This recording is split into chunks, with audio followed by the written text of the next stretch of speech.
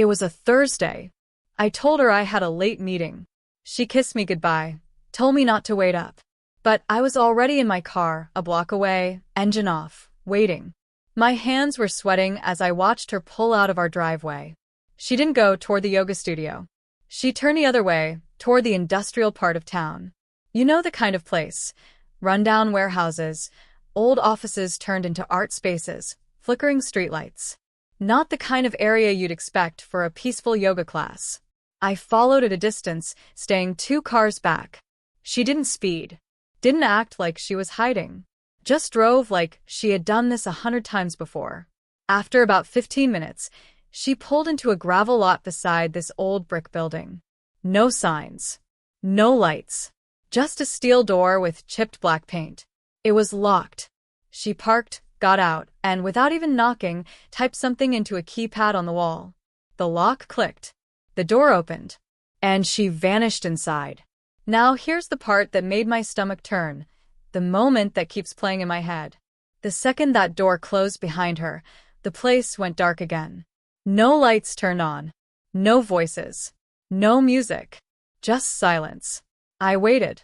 10 minutes. Then 20. Still nothing. I walked around the building trying to peek through the windows, but they were covered up, blackout curtains. I couldn't see a thing. And my gut, that gut feeling you get when something's just off, was screaming at me to leave. But I stayed. Because the woman I've shared a bed with for 5 years had just walked into a locked building with no lights. And I had no idea why. Let me ask you something. If your partner did that, would you walk away? Because I didn't. I waited for over 2 hours. No movement. No sign of anyone coming or going. I thought maybe I missed her leaving. Maybe there was a back door. But the parking lot was still empty, her car still parked in the same spot. And I know what you're thinking. Why didn't I just go inside? I wanted to. God, I almost did. But something about that door, something about how easily she slipped into that place, like it was routine, it didn't feel right. It felt like if I went in, I might see something I couldn't unsee. I finally left around 10:30. When I got home, I waited. She walked in just after midnight. Her hair still pulled back in a bun. Clothes clean. She didn't look like she'd been working out. She looked composed. Like she'd just been at some quiet dinner. She kissed me like nothing was wrong. Like everything was normal. And when I asked how class was, she said, intense. That's all. Just one word. From that night on, I started watching closer. She deleted her calendar. Stopped mentioning her classes at all. Once, she came home with a faint scar on her wrist. Said it was from a rough yoga pose. But it looked more like rope burn. Another night, I smelled something on her clothes. Something metallic. Not sweat.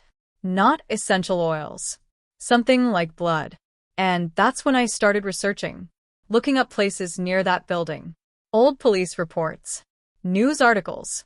And what I found chilled me. That building used to be a private clinic. Shut down in 2014. There were rumors never confirmed about underground rooms. Experiments. Patients who went in and didn't come back out. It was all buried under layers of lawsuits and sealed documents. But I knew one thing. It was no yoga studio. And yet my wife kept going back. Same time. Same routine. Like it was part of some ritual. I finally decided I'd go back. This time, I wouldn't just wait outside. I'd find a way in. No more guessing. No more hoping for answers to fall into my lap. If Rachel wasn't going to tell me the truth, I'd uncover it myself. And that's exactly what I did. But before I take you there, before I show you what I found inside that locked building, I need you to understand something. This story isn't just about a wife keeping secrets. It's about what happens when you peel back the curtain on the people closest to you and find something you never expected. Something dark. Something ancient. Something still alive. So if you've made it this far, don't stop now. You're in this with me. And I promise, everything you came here to find, you'll get it. But first, I need to tell you what happened the night I opened that door. Because once I crossed that threshold, everything changed.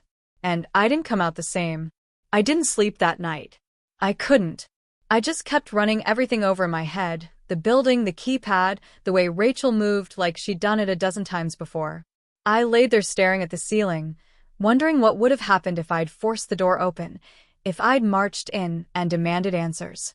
But the truth is, I was scared. Not just scared of what I might find, but scared that maybe I already knew. The next morning, everything looked normal on the surface. She made her usual oat milk latte, kissed me on the cheek, and left for work like nothing was different. Like the locked building with no lights never happened. But once you see that mask slip, even for a second, you start noticing all the little cracks that were always there. I noticed how she didn't make eye contact as much anymore, how she kept her phone angled away when texting. I started checking her location history, nothing. Wiped clean. She was erasing her tracks. But why? I spent the next few days trying to act normal, but every time she spoke, I found myself questioning if anything she was saying was true. That weekend, I met up with my friend Eric. He's the kind of guy who lives on Reddit and YouTube deep dives, knows how to find things people don't want found. I told him everything, and instead of laughing me off, he leaned in. He said there was a rising number of stories like this. Partners disappearing into routines that didn't check out, secret meetings in abandoned buildings, strange online forums about alternative healing groups that required loyalty and silence. He pulled up a video titled asterisk, I found my wife's second phone hidden in her car. The messages weren't normal. Asterisk, it had over 1 million views. The comments were full of people describing eerily similar experiences, locked doors, secret night classes, changes in behavior. One guy even claimed his girlfriend attended sessions in an old-school gymnasium, but when he followed her, he found symbols etched into the wood floors and heard something chanting behind the walls. Sounded insane, but after what I saw, I couldn't brush it off. Eric dug deeper and found a few mentions of the building Rachel entered. Locals had called it the Hollow House. It was rumored to have been used for underground therapy sessions in the early 2000s, something experimental involving memory regression and psychological reconditioning. It shut down after a patient filed a sealed lawsuit claiming the place had triggered false realities. Most of that was hearsay, but it was enough to make me realize something darker might be going on. If Rachel wasn't just sneaking off for an affair, then what was she doing in that place? And here's where things got even weirder. I started noticing a man, tall, buzz-cut, sunglasses even at night, who seemed to show up everywhere Rachel went.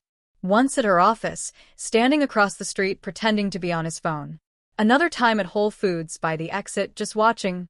At first I thought I was imagining it, but when I snapped a photo and used a facial recognition plugin Eric had set up, things got real. No matches. No social media. No public records. Nothing. That's not normal. Then, a strange envelope arrived in our mailbox. No stamp, just a handwritten note on plain paper. Stop asking questions you aren't ready to answer. That's it. No signature. No return address. I didn't tell Rachel about it. I didn't know if I could trust her anymore. Instead, I started watching her more closely, keeping a journal of her movements, times, patterns. I even installed a discreet dashcam in her car. And that's when I caught something chilling. Tuesday night, she left around 6:10 p.m., usual route. But halfway there, she pulled over in an alley, stepped out, opened the trunk, and pulled out what looked like a black bag with straps. Almost like a harness or tactical gear. Then she changed into all black clothing and put on a dark scarf, covering her head. Not yoga attire. Not even close. She looked like she was preparing for something covert. Something organized. She drove off again, straight to the same locked building. But this time, 2 other cars were already parked there. My mind went into overdrive. Was it a cult? A secret society? An underground therapy circle? Were they rehearsing something? Planning something? Or was it all just some kind of extreme group therapy workshop that spiraled too far? But here's what scared me the most. The look in her eyes in that dashcam footage. It wasn't fear. It wasn't guilt. It was calm. Focused. Like she had a purpose I couldn't begin to understand. Over the next few days, I did more digging. I went to the building during the day and tried to get in. Door was locked, obviously. But there were faint sounds inside, like shuffling movement, maybe someone sweeping or walking slowly. I knocked. No answer.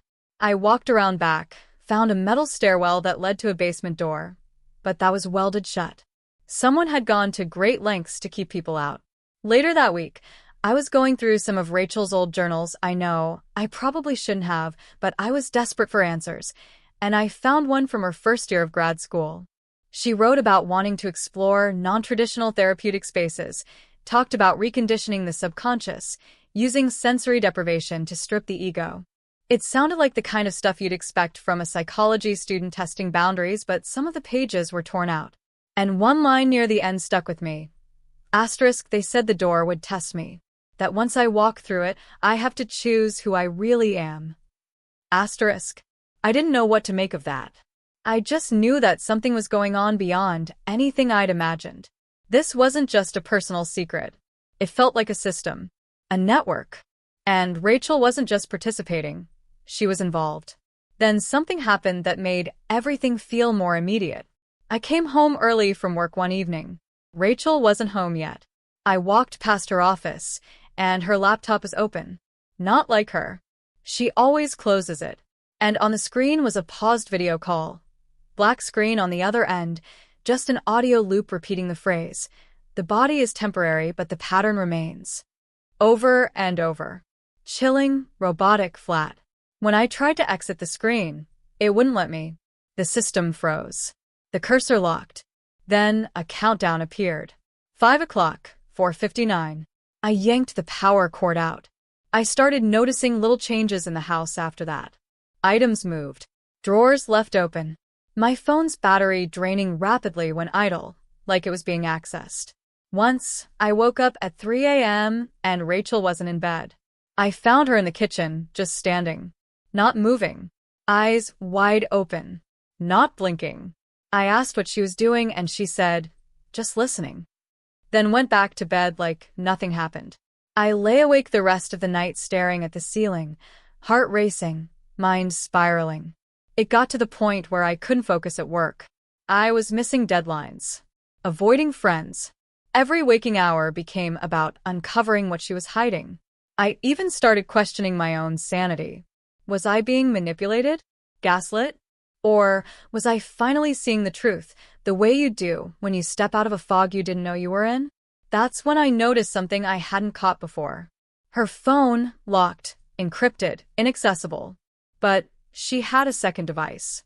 One she kept in her car's glove box. A cheap burner phone.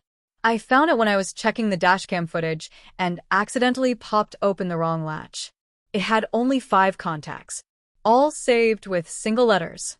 One of them was me, but it wasn't my number.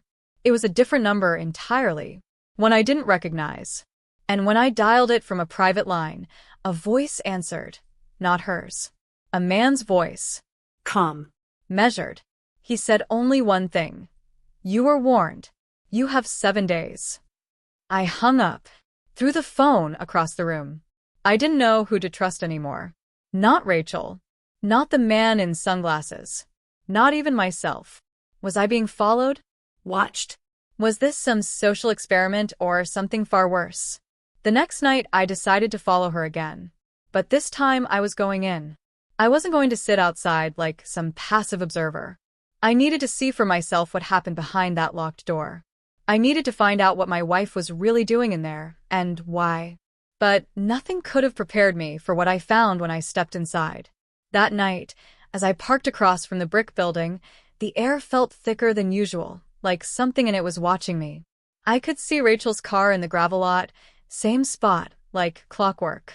The building itself was silent, its windows still masked in that heavy blackout material, no sign of life from the outside. But I knew she was in there. This time, though, I wasn't just going to sit back. I had a crowbar hidden under the passenger seat and a flashlight in my jacket pocket.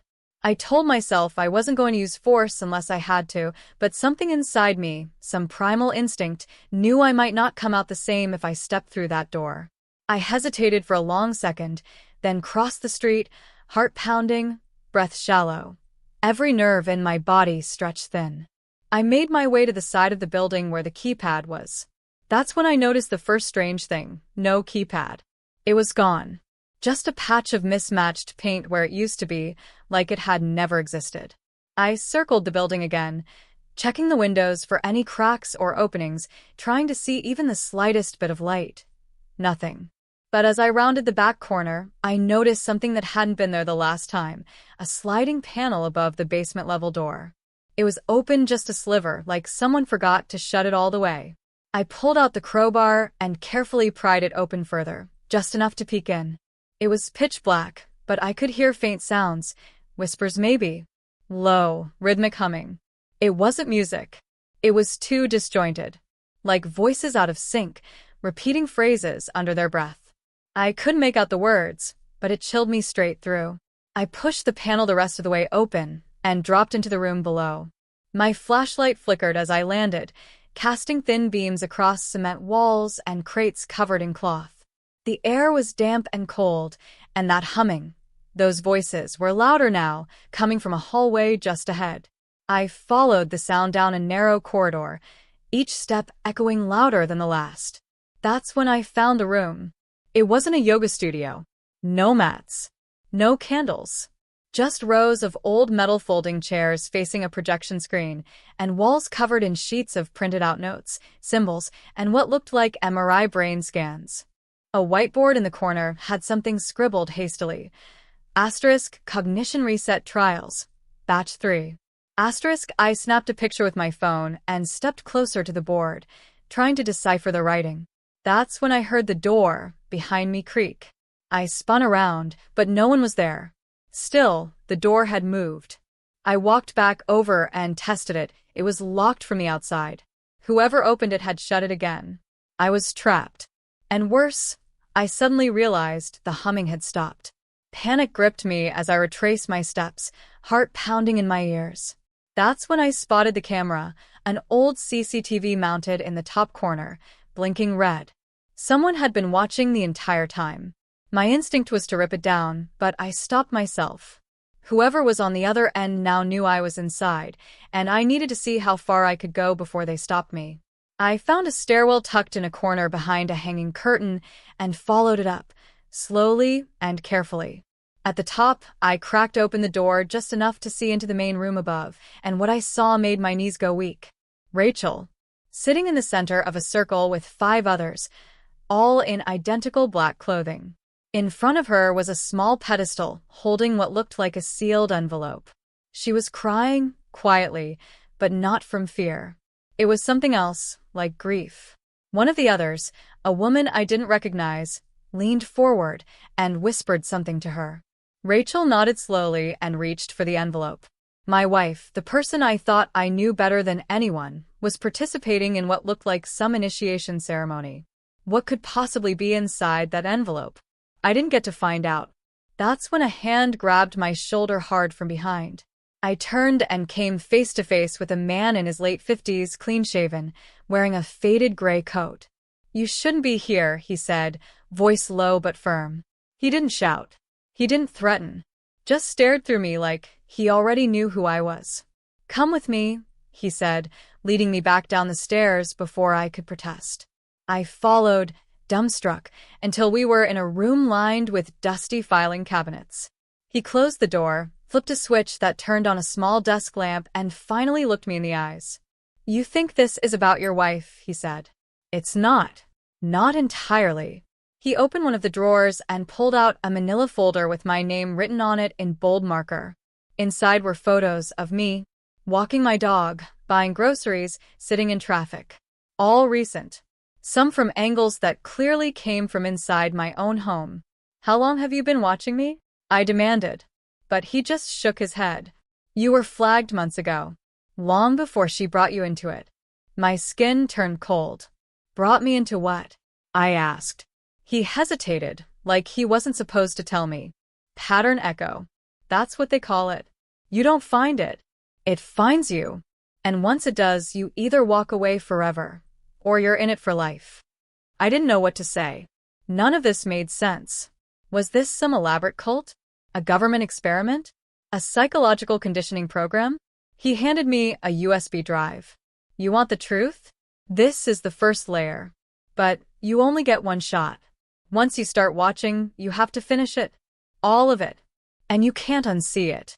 I took the drive, But before I could ask another question, the lights flickered and the entire building shuddered, like something heavy had dropped above us. He looked toward the ceiling, suddenly pale. "You need to go. Now." He shoved a key into my hand and pointed to a service tunnel I hadn't noticed behind a curtain. I sprinted through the narrow passage, heart hammering, adrenaline pumping. I emerged in an alley 2 blocks from where I'd parked, filthy and breathless. I didn't look back. When I got home, I didn't even bother showering. I locked the doors, drew the curtains, and plugged the USB into my laptop. But the folder was empty. No files. No documents. No video. Nothing but a single image, a black background with white text that read, Asterisk, you already know more than you should. Asterisk. I stared at it for hours, trying to make sense of what had just happened. The man in the basement, the photo file of me, Rachel's ceremony, the envelope, the cameras, the phrase, pattern echo, and most of all, that sick feeling in my stomach that told me this wasn't over. Then, just as I was about to shut the laptop, I noticed something. My desktop background had changed. It wasn't a photo anymore. It was a video still. Grainy. Surveillance style. Showing Rachel in my office. The night before. Holding the same USB. And she was smiling. I sat there frozen, staring at the still image on my laptop screen like it had swallowed all the air in the room. Rachel in my office, holding that USB drive, the same one I found in the basement and brought home believing it held answers. But the timestamp in the corner told a different story. It was taken over 20 hours before I even set foot in that building. Which meant either I was being manipulated by someone far more precise than I'd imagined, or Rachel had orchestrated this entire thing. But if she had the USB before I got it, then what the hell was the man in the basement doing handing me a blank decoy? And why had she smiled like she knew I'd find it? It felt like the floor had been pulled out from beneath me. Everything I thought I'd uncovered, every clue, every twist, every whisper of a truth, was now drenched in doubt. I didn't know if I was 2 steps behind or being led exactly where someone wanted me. I backed away from the screen and paced the room, brain short-circuiting. That's when my phone buzzed. A single text message. From my sister, Claire. We weren't close, hadn't really spoken much since the holidays, but the message stopped me cold. Hey, weird question. Did Rachel ever do anything with that place on Rivington? I got a letter today. Just says the pattern sees you. At first, I thought it had to be a prank, a coincidence, some strange glitch in the universe. But then she sent a photo. A single page, black type on white cardstock, same font as the text on my laptop. And I knew immediately this was no accident. My sister lived 3 states away, had only met Rachel a handful of times, and definitely had no connection to anything I'd been involved in lately. So, why was she being dragged into this? Was this some warning to back off? A threat? Or something else, something larger than just Rachel and me? I called her instantly. She picked up after 2 rings, her voice low, nervous. This is going to sound crazy, she said before I even spoke. But I think I've seen that phrase before. A few years ago, there was this professor at my college, very into fringe psychology, trauma pattern mapping, weird memory stuff. He used to talk about a cognitive resonance field and how certain people get selected based on how their minds work. She paused, swallowing hard. I thought he was just eccentric, but he once said I had echo potential. I thought it was a compliment. I didn't know what to say. Echo potential. Pattern resonance. A therapist wife who had a background in experimental methods. A mysterious, surveillance-heavy building with files about my life. My sister being pulled into this out of nowhere. None of it added up. It felt like someone had taken 1,000 puzzle pieces from 10 different boxes and forced them together just enough to trick you into thinking you saw the picture, right before it shattered again. Later that night, while Claire was still on the line, I heard something downstairs. A thud. Then the sound of glass breaking. I grabbed the flashlight and moved cautiously toward the staircase, whispering to her to stay on the phone. At the bottom of the stairs, I found the front window shattered inward, and sitting on the living room floor was a small cardboard box. No label. No note. I didn't touch it right away. Just stared at it for a full minute, unsure if it was wired, marked, poisoned. because that's where my mind was now. Suspicion wasn't just a reaction anymore. It was survival. I slowly opened it using the end of the crowbar. Inside, neatly folded, was Rachel's wedding dress. Clean. Pressed. And stuffed in the bodice, one of our wedding photos, torn perfectly down the center, right between our faces. I could hear Claire breathing on the other end of the line. "You think someone's trying to scare you off?" she asked. "Because it sounds like they're inviting you back in."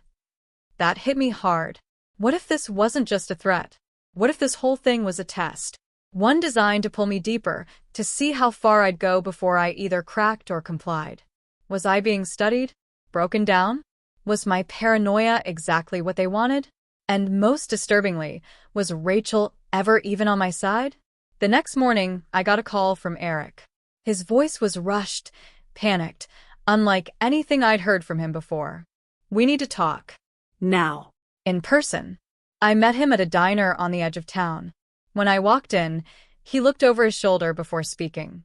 "Someone wiped everything. My drives, backups, caches. Gone." They didn't just erase the files, they erased the logs. Like they were never there.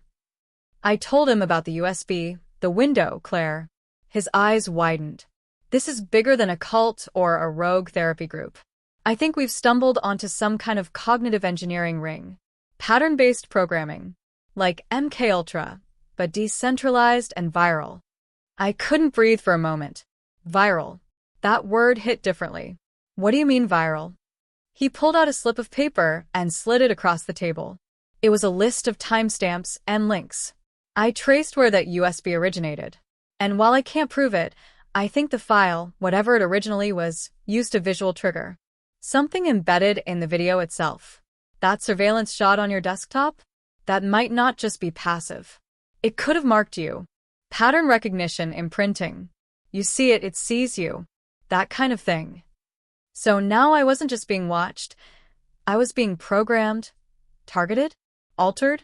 Was this why Rachel's behavior had changed? Was she a victim? A recruiter? A handler? The line between betrayal and brainwashing was blurring so fast I couldn't tell if I was still thinking for myself or just reacting exactly how they wanted. And then came the biggest hit of all. When I got home that night, the box was gone.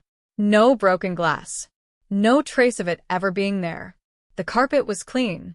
The torn wedding photo vanished. And the camera footage I'd saved from earlier that day, wiped from the cloud. Not corrupted. Not deleted. Gone like it never existed. I felt the room spinning. I checked every room in the house, every drawer, every folder, anything that could prove I hadn't imagined it. And then, I found something I couldn't explain. Under our bed, tucked deep between the slats, was a second wedding album. Not the one we made together. The photos were different. Same locations. Same dress. But I looked wrong. Like I was trying to smile and couldn't quite pull it off. Rachel, on the other hand, looked euphoric. Joyful in a way I'd never seen. I flipped to the last page, and there it was again. The same phrase. Asterisk, the pattern sees you. Asterisk. Except this time, it was handwritten. In my handwriting. And I don't remember ever writing it. The realization hit me like a wave collapsing over my chest. I was no longer just uncovering a mystery. I was inside it, and it was closing in. The second wedding album was the moment everything shifted. I sat there on the bedroom floor, holding the strange, warped version of my life in my hands, and all I could think was, asterisk, this was never about her. This was always about me. Asterisk, my hands were trembling, not just from fear, but from the disorienting idea that maybe I'd been manipulated far longer than I understood. Maybe my memories weren't as reliable as I thought. Maybe that faint tug of déjà vu I'd brushed off for years was never coincidence. Maybe it was programming. The next morning, I drove across town to confront someone I hadn't spoken to in over a year, Marcus, my former coworker and once close friend before a falling out over a contract betrayal. He used to be in cybersecurity, high-level, the kind of guy who read white papers for fun and believed 90% of data breaches were inside jobs. I figured if anyone could help me figure out what the hell was going on with the files, the surveillance, the strange manipulation of time and evidence, it'd be him. When I pulled into his street, I immediately knew something was wrong. His front door was wide open, not cracked. Open, I parked, ran up the steps, and called his name. Silence. The house was trashed, like someone had torn through it looking for something or trying to make a point. Dishes shattered, drawers pulled out, couch cushions slashed. But what sent a bolt of ice through my chest was the smell. That sterile, chemical tang you only smell in hospitals or interrogation rooms. A place where pain is calculated. I found no blood, no signs of struggle. But Marcus was gone. His laptop was smashed to pieces. His router was melted from the inside, like someone had applied intense heat just long enough to destroy the core. That's not something a burglar does. That's something deliberate. I stood in the middle of the wreckage, heart pounding, mouth dry, and one question burned through me. Was Marcus even involved? Or did they just take him because I mentioned his name? That was when it sank in. I wasn't just being watched anymore. I was being hunted. I rushed out of the house, glancing over my shoulder with every step, feeling like eyes were on me from every corner, every tree, every passing car. I didn't go home. I couldn't. I drove in circles, trying to shake whatever ghost might have been tailing me. I even ditched my phone, left it in a city bus just to be sure I wasn't being tracked. I pulled into a rest stop 2 hours outside the city and sat there, engine off, staring out at the empty lot as dusk crept in. That's when the panic really set in, not the kind that makes you scream or cry, but the kind that numbs your body, shuts you down like your brain is trying to disconnect before it breaks. My thoughts spiraled. What if I'd never actually had control? What if I'd been a test subject from the beginning? Was Rachel ever real? Or was she assigned to me, part of some controlled variable in a long, drawn-out psychological experiment? I tried to remind myself of reality, of our wedding, our first apartment, the late-night drives, the fights, the small, boring moments that made our life real. But even those started to feel distant, blurry, like old photos left in the sun too long. And then my car stereo turned on. By itself. Volume up. No radio. Just static. Then over the fuzz a voice. Robotic. Distorted. Barely above a whisper. Asterisk echo confirmed. Phase 3 initiated. Asterisk then silence. No power button worked.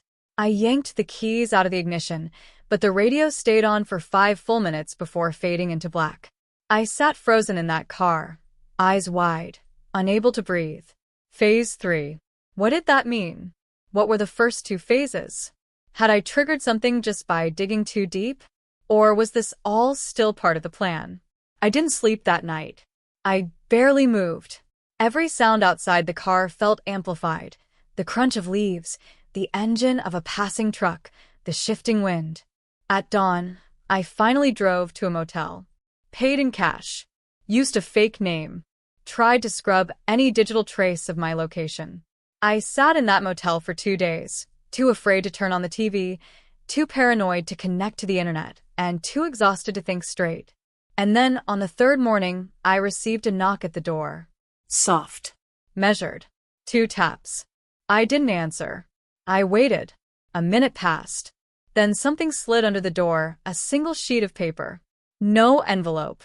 Just 6 words, handwritten in red ink. Asterisk, you remember less than you think. Asterisk. That's when I knew this wasn't just about secrets. It was about memory, about control. Something or someone was trying to rewrite what I knew about myself. Twist my past. Disrupt the foundation of my own identity. Was the second wedding album real? Was the USB ever functional? Had I really followed Rachel that first night, or had I simply remembered it that way because someone wanted me to? The human brain is fragile when it comes to memory. We fill in gaps. We rewrite narratives to comfort ourselves. And whoever was behind this knew how to use that to their advantage. I thought of Rachel again, of the look in her eyes when she came home those nights, calm and focused, like she'd just walked out of a place that had been teaching her how to become something else. Not just hiding a life, but being trained, conditioned. And if she was doing it willingly, if she was a true believer in whatever pattern echo really was, then I wasn't fighting against a person.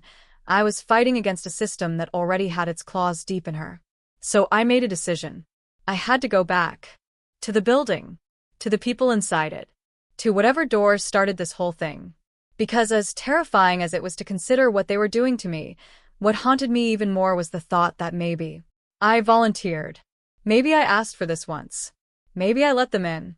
And now I just needed to remember why. I drove through the night like a man possessed, fueled by fear, exhaustion, and the gnawing sense that I was walking backward through my own life, trying to remember something I'd never actually known. The road to that building, that place, was almost muscle memory by now, but every mile I drove brought a new weight crashing down on me. I knew this wasn't just about Rachel anymore. It hadn't been for a long time. The note under my motel door haunted me with every turn of the steering wheel. You remember less than you think. Not wrong, not confused, less, like my memories had been carved up, rearranged, and handed back to me with a smile. That's what scared me the most, not the idea that someone was hiding things from me, but the possibility that I'd help them do it. By the time I pulled up to the building, I wasn't even sure what I was expecting anymore. Answers? A confrontation? Some kind of closure? The windows were still dark, the gravel lot still empty, and the air held that same eerie stillness, like the world was waiting to see what I'd do next. I walked to the side entrance where the keypad used to be and found something new, an old brass keyhole, clean and polished, like it had been waiting for a very specific key. I reached into my jacket pocket and felt the cold metal weight of the key the man in the basement had given me. I hadn't used it yet, hadn't trusted it, but now it felt like the only door left to open. The lock clicked softly, almost too easily, and the door creaked open into a dimly lit hallway that pulsed with low red light. It wasn't abandoned anymore. Someone had been here recently. The air smelled faintly of bleach and something sterile, medical almost, but beneath it, something else. Something older. As I moved deeper inside, I passed a room that had been completely gutted and transformed. The rows of chairs were gone. The projector was gone. In their place were filing cabinets, servers, computers quietly humming behind glass doors. This wasn't just a ritual space. It was a data center. And that's when I realized this wasn't about belief. It was about behavior, about tracking, recording, and mapping people down to their patterns, their loops, their triggers. What they feared, what they loved, what they'd sacrifice. I was standing there, absorbing it all, when I heard footsteps. I ducked behind a half wall and held my breath. Two figures walked by. One of them I didn't recognize, but the other made my stomach drop. It was Eric. He wasn't panicked. He wasn't hiding.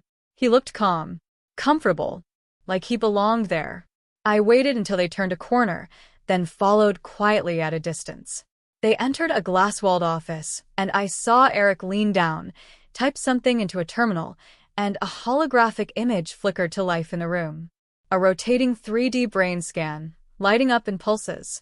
The name under it, *mine, my entire neurological profile.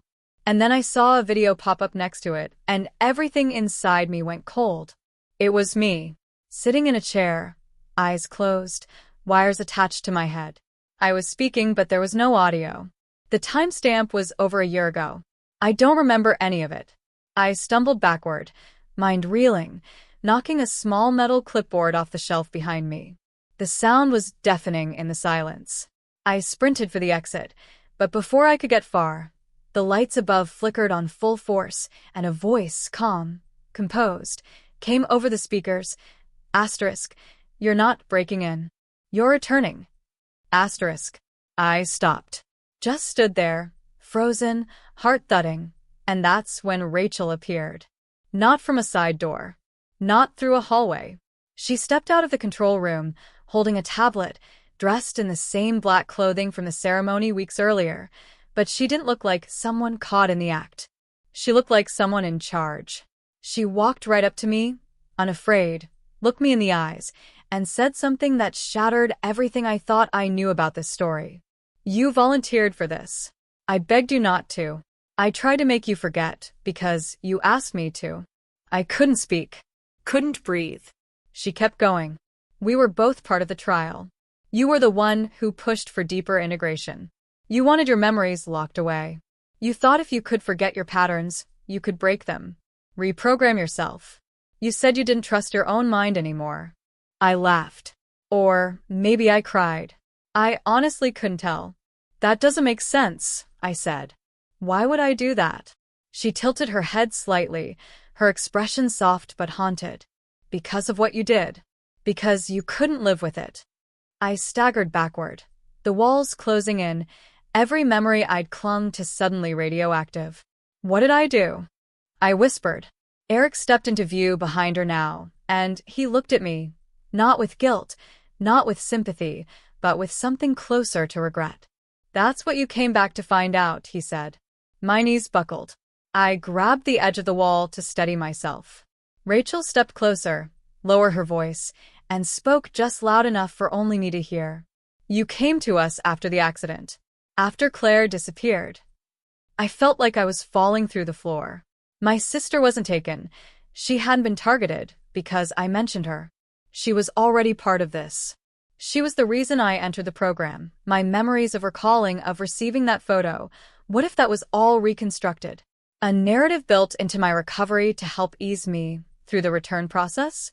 What if my entire investigation was just a breadcrumb trail that I designed, before I forgot, to lead me back to this moment? I looked up at Rachel and saw tears in her eyes, not from fear, but from the weight of a truth she'd been carrying alone. You asked me to protect you from yourself, she whispered. And I tried. Everything was upside down.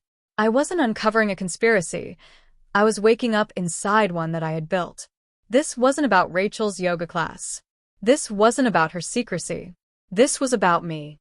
My mind. My past. And the parts of it that someone or something decided I shouldn't remember. But as I stood there, disoriented and hollowed out, something else occurred to me.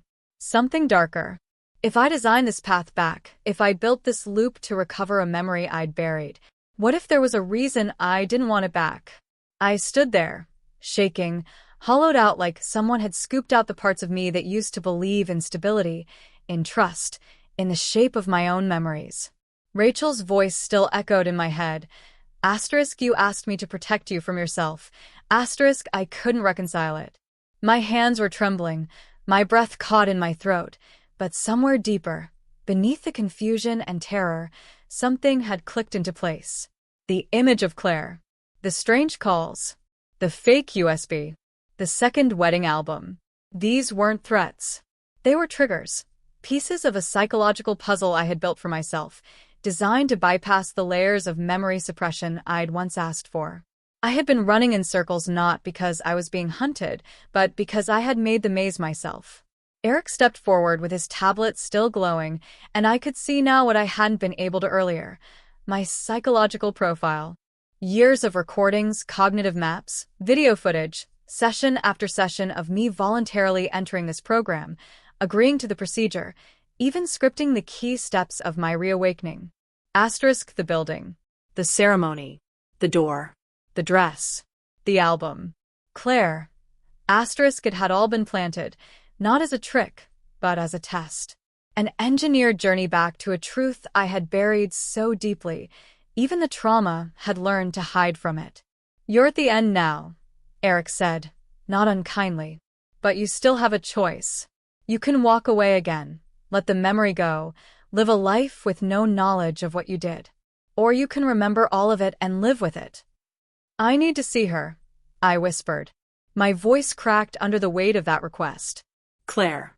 If she's alive, if this was all because of what happened to her, then I deserve to face it. Rachel's face twisted slightly, not in anger or fear, but in sorrow. We didn't know if you'd be ready. We weren't sure you'd come this far. Eric tapped something on the tablet, and a wall behind them slid open slowly, revealing a room that looked more like a hospital observation unit than anything else.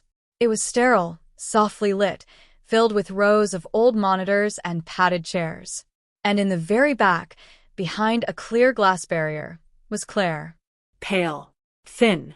Awake, but distant. Her eyes locked on mine the moment I stepped forward, but there was no spark of recognition. No joy. Just a slow, cold blink, like someone who hadn't seen the world outside in years. She's been here the whole time? My voice cracked again.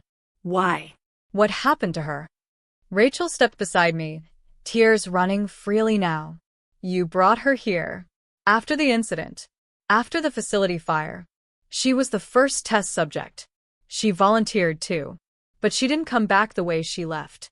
Something in her changed. She wouldn't speak. She kept repeating the same phrase. The pattern is stronger than the person. You blamed yourself. You said you pushed her too hard. That you believed in the system more than your own sister. So you erased it all.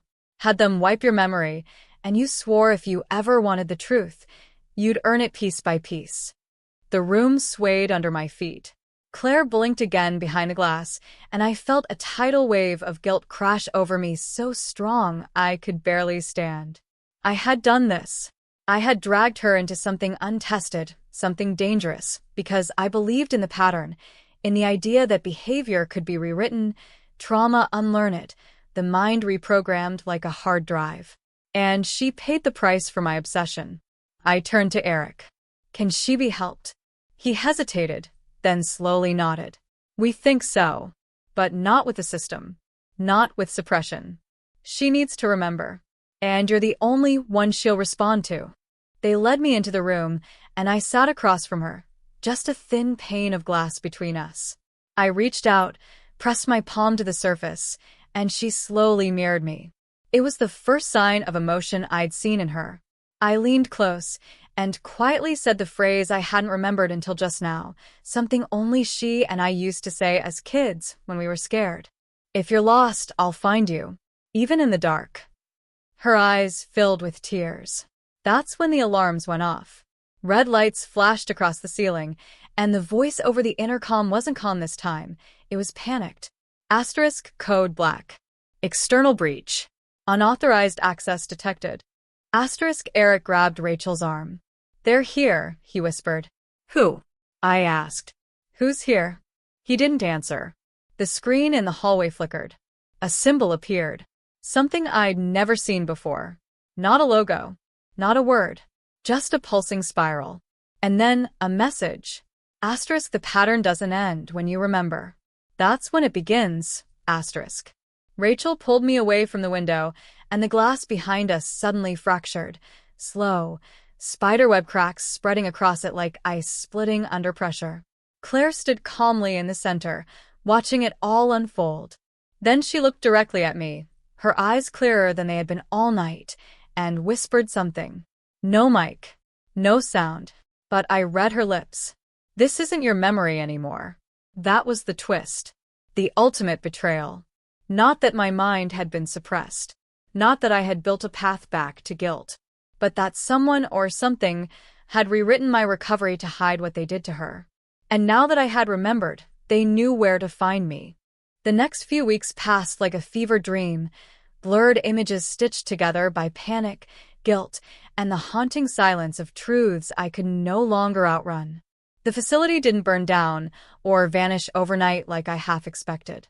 It stayed standing, quiet and cold like a monument to everything I didn't want to believe about myself. Claire was moved to a secure neurological center in Colorado, under supervision, but this time not as a subject, this time as someone to be protected. She didn't speak much in those early days, and sometimes I wondered if her silence was voluntary or just another layer of the damage I'd helped create.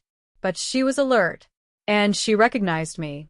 Some nights, when I sat beside her bed holding her hand, she'd tap her fingers twice against mine. Our old signal for I know you're still here. That alone was enough to keep me grounded. Enough to remind me why I had to keep going. Rachel and I didn't stay together. We tried for a little while. She stayed in touch, came to the clinic when she could, helped organize what she called the cleanup, contacts, files, threads that needed to be severed or hidden for our safety. But something between us had been shattered. Not by betrayal, not even by fear, but by knowledge. We'd seen too much of what lived behind the curtain of our lives. We'd both been rewritten in ways we couldn't undo, and no amount of love could erase the reality that our marriage had been forged under illusions we didn't know were illusions at the time. The nights we did talk, we didn't speak about the pattern. We spoke about small things. Music we used to love. Shows we never finished. Plans we used to make before the world tilted sideways. And in those quiet conversations, I saw the real her again. Not the handler, not the protector, just Rachel. The woman who once held my hand under the stars and whispered dreams we thought we could control. The deeper truth, though, came slowly.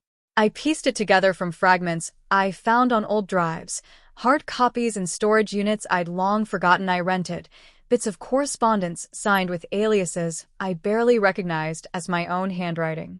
The project had started as a cognitive optimization experiment, behavioral feedback loops designed to identify and eliminate psychological malfunctions, essentially restructuring the brain through predictive trauma intervention. It wasn't supposed to go public. It was never intended to involve family. But I had seen an opportunity. I had seen Claire unraveling after her second year of grad school, spiraling into something I couldn't define. And I had brought her into the program not out of cruelty or recklessness, but out of desperation. I believed I could fix her. That if I just found the right code, the right frequency, the right algorithm, I could bring her back. And when it failed, when it broke her mind, I had erased it from myself like a coward. That was the deepest cut. Not that I had forgotten, but that I had chosen to forget. I live quietly now. Off the grid, mostly. No more USBs. No more encrypted messages. No surveillance systems. No therapy circles. Just the woods, some land I bought under an old name, and the sound of the wind at night. I write letters to Claire she may never read. I catalog thoughts I don't fully trust, and I've learned to stop chasing truth like it owes me something. Some nights, when I can't sleep, I replay the moment in the observation room, that final whisper from her lips. Asterisk, this isn't your memory anymore. Asterisk, I think about what that meant. I wonder if the pattern evolved beyond us. If the system we built to heal pain had started building its own logic, deciding what to remember, what to erase, what to become. Maybe the pattern wasn't a program anymore. Maybe it was a consciousness, born from millions of forgotten choices, half-written memories, and the unspoken grief we bury every day. Maybe it was always meant to outgrow us. I've stopped asking if I'm safe. I don't think safety exists the way we imagine it. What I do know is that I've made peace with the not knowing. That I've made peace with the fact that my mind, myself, might always carry fractures I can't explain. And maybe that's what makes us human in the end. Not perfection, not clarity, but the willingness to face the broken mirror and still find something worth salvaging in the reflection. Before I left the facility for good, I went back one last time, just once. The room where it all began had been stripped clean. No cables, no files, just a chair in the center of the floor and a wall covered in white paint. But someone had left something behind. A phrase, written in sharp black marker, scrawled in a hand I recognized but couldn't quite place. If the pattern sees you, look back. And maybe that's what we're all doing, staring into the chaos of our lives, hoping the darkness stares back with answers. Hoping that if we look long enough, deep enough, we'll remember the parts of ourselves that no one can take, no matter how deeply they're buried. Thank you for sticking with me this far. If you've made it to the end, then you deserve to know this much. I'm still searching. And if you're watching this, if any part of my story feels familiar, even in a way you can't explain, then maybe you are too. Maybe the pattern has seen you,